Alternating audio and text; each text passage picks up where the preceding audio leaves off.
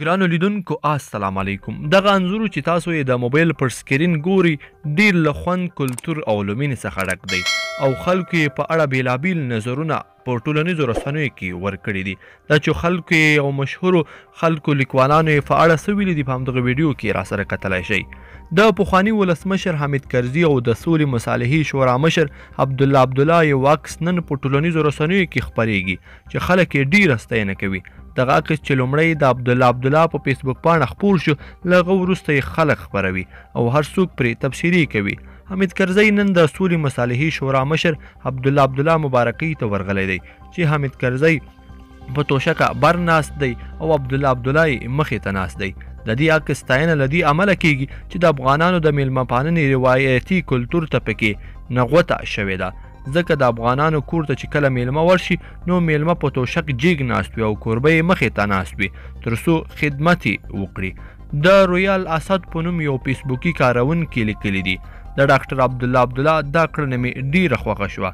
د افغانستان کرکټ بورډ تخنیکي سلاکار تاج ملک عالم هم په خپله فیسبوک پاڼه دا عکس خپور کړی دی او ورسره لیکلي دي د دې عکس کې یو غټ نصیحت دا ده چې میلمه درکره راشي باید همداسې عزت یې وکړئ.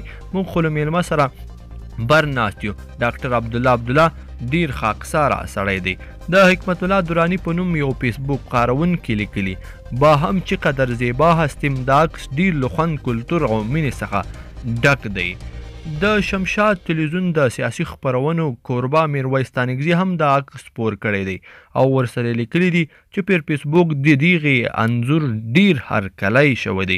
د ولسمشر غني سلاکار بیا شاه حسین ورتزوي چې په ټولنیزو رسنیو کې د خپلو پوسټونو له امله هم ډیر مشهور دی، د حامد کرزي او عبدالله عکس هغه هم خپور کړی دی او ورسره لیکلي دي کرونا را جدی بگیریم در خانه بمانیم صمیمانه بمانیم.